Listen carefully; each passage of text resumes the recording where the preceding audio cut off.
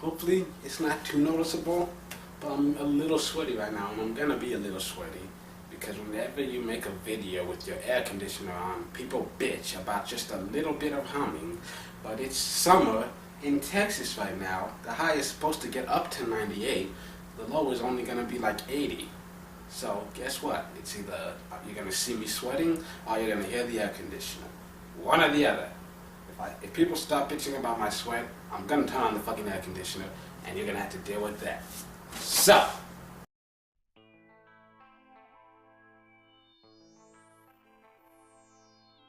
greetings and welcome to the Fan Perspective. I'm your host Nathan Nile here with another brand new edition of WNBA Weekly, and here's what happened in a very exciting weekend in the league.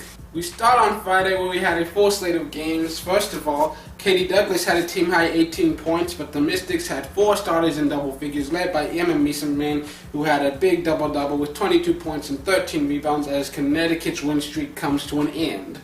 And then Zellous led the way with 18 points, while Larkins and Coleman both had double-doubles, but the Mercury had 4 players scoring double figures, led by 23 points from Taurasi as Phoenix gets its 4th straight win.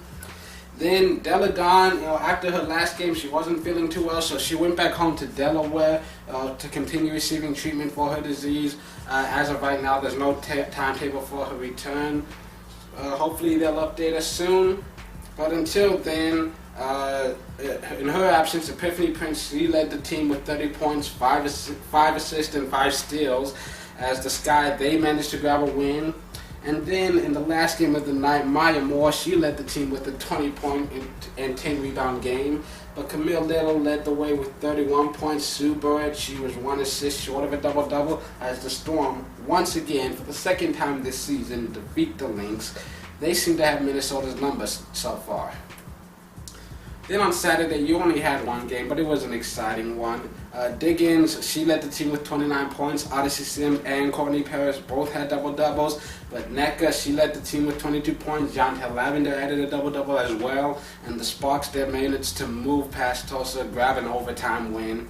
Then on Sunday, the day started with Chennai. She led the way with 22 points and a career-high 17 rebounds. But Pondexter and Charles, they tied to lead the Liberty with 14 points apiece as New York manages to hang on for the close win.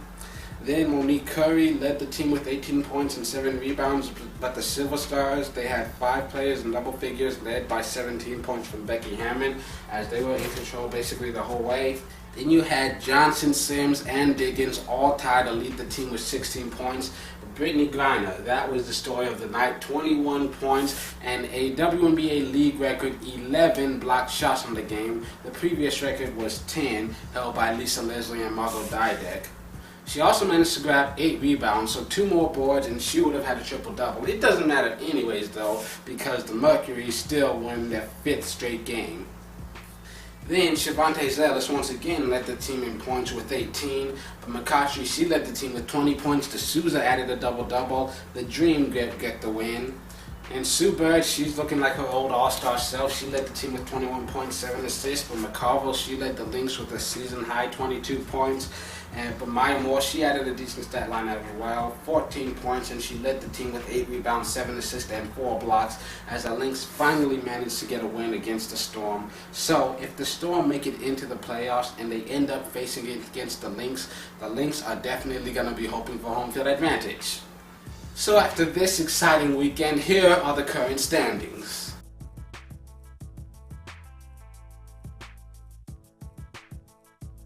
So here are the games on the schedule for this week. First of all, on Tuesday, you've got Tulsa at New York. That game's going to be on at 7 p.m. Eastern Time.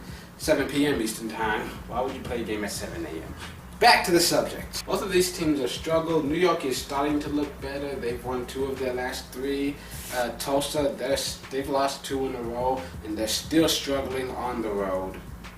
I mean, I feel like this could be a key game for both of them to get their season turned around and just keep improving, because they're both just fighting to get to 500 right now, just hoping to grab a playoff spot at some point down the road. Then you've got San Antonio at Connecticut, and this one should be interesting because it's their first time playing this season, and San Antonio, they're much better on the road than they are at home, but Connecticut, they're much better at home than they are on the road. So that'll be fun to watch. Then you got Indiana at Atlanta, and this game is going to be on ESPN2 at 8 p.m. Eastern Standard Time.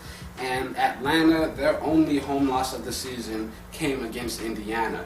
And so far this season, every time these two teams play, the road team has won.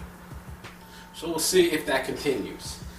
And then in a doubleheader, you got Chicago at Los Angeles. This one also at ESPN2 at 10 p.m. Eastern Standard Time, which is 9 my time because I'm in Texas.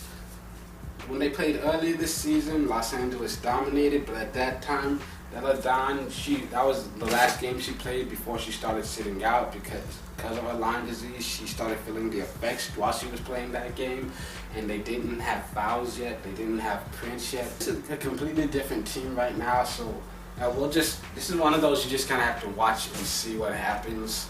Then on Wednesday, you got Indiana at Washington, and that game is going to be on NBA TV at 7 p.m. Eastern Time. This is the battle for 4th place in the Eastern Conference.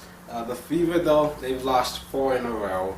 But earlier this season, they started with a long losing streak, which was then followed by an equally long winning streak. So we'll see if they'll start turning it around soon. I'm not saying I expect it to happen. I'm just saying I wouldn't be shocked if somehow it did. Then you got Chicago at Phoenix. This game's going to be at 10 p.m. Eastern Standard Time. And the Sky, they've struggled lately, while the Mercury, they've been tearing it up. But they've got some interesting matchups here. You've got Griner versus Fouls. That'll be an interesting battle in the low block. And then you've got Prince versus Taurasi, 2 high scorers. So let's see if they can play defense too.